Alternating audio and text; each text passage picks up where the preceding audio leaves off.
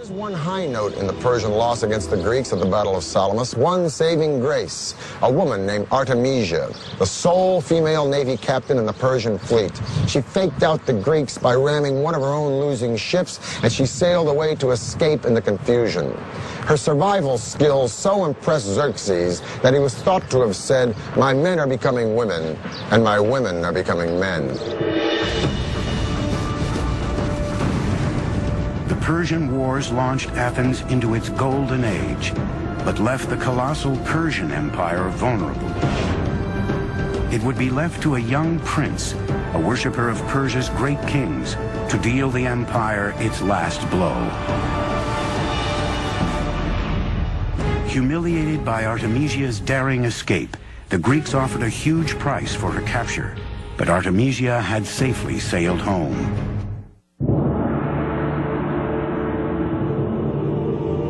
480 BC, the Greeks had defeated the Persian fleet at Thermopylae.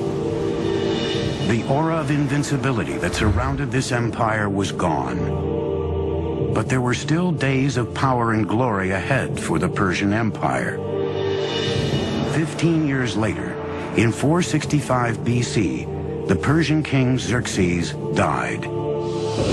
Xerxes left the empire to his son, Artaxerxes, who was determined to take Persia back to its golden days.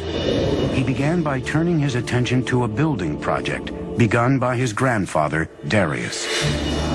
4 decades after it was started, Persepolis, the magnificent capital city, was still under construction. Now, Artaxerxes would oversee one of the last great engineering projects of the Persian Empire.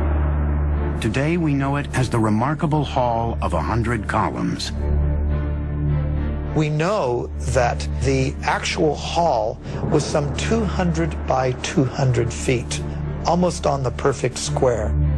What's remarkable of the Persepolis columns is when you look up the entire shaft, and these things raise, hundreds of feet into the air, there is not one piece of displacement whatsoever. It's a perfect vertical. They're working with what we might consider to be primitive tools, just stone mallets and bronze chisels, that's all. The fluting on the columns of Persepolis is so precise, however, that these are clearly the work of master craftsmen. The columns are constructed in drums, 7 or 8 drums stacked on top of another. This is done by scaffolding the whole area around the column, and then with a crane, a wooden crane, literally moving each column drum in place.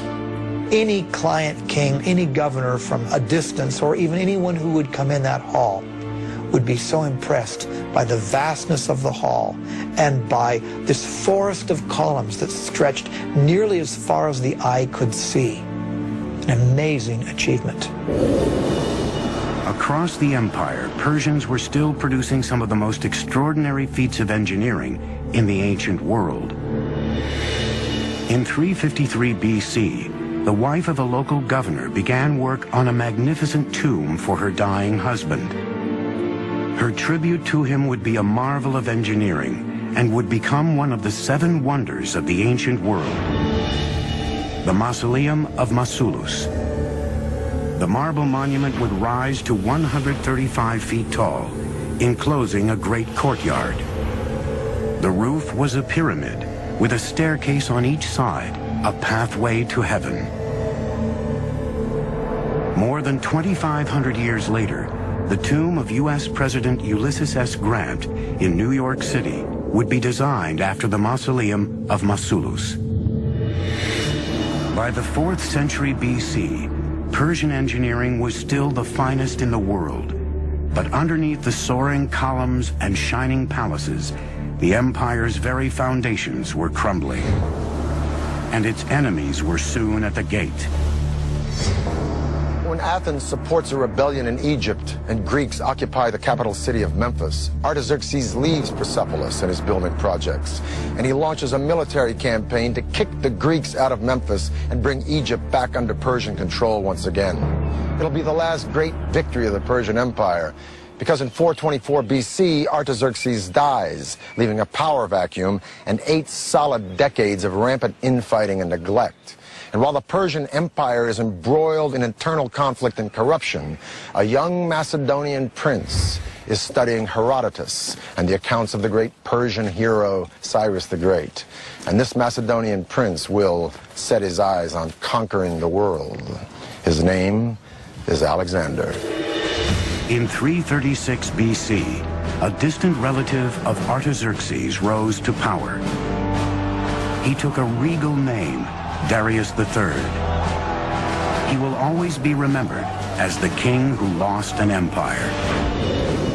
Over the next 4 years, Alexander and Darius III met head-to-head in a series of fierce battles as Darius III's army was slowly pushed back to its own doorstep.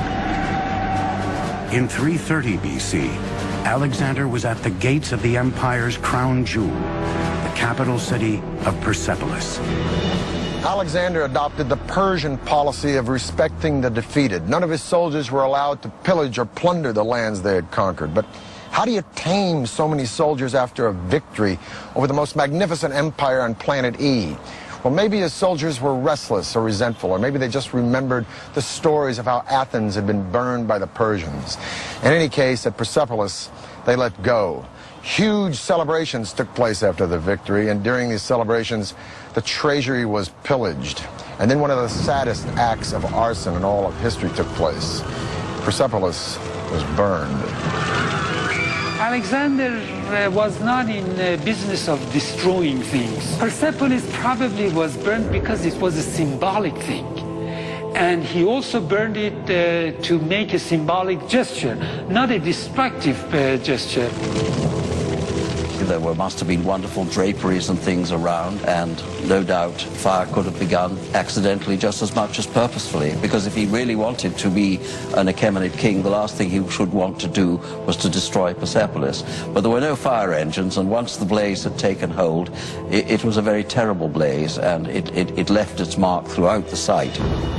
Darius III had escaped capture, but in the summer of 330 BC, he was murdered by a close ally. The last Achaemenid king was dead. Alexander gave Darius III a magnificent funeral, and later even married his daughter. Alexander declared himself an Achaemenid Persian king, and added the final chapter to the story of an empire that had spanned 3 continents and endured for over 2,700 years. Alexander, admirer of Persian kings, chased down the murderers of Darius and killed them himself. Alexander believed that only kings had the right to kill kings. But would have Alexander actually killed Darius? Probably not. Because Alexander didn't create an empire, he only conquered one. The empire already existed, created by Cyrus the Great. No, Alexander's genius was to co-opt and use Persia, an empire that stood long before Alexander was born, and whose legacy of culture and sophistication and luxury would be around long after Alexander was dead. For the History Channel, I'm Peter Weller.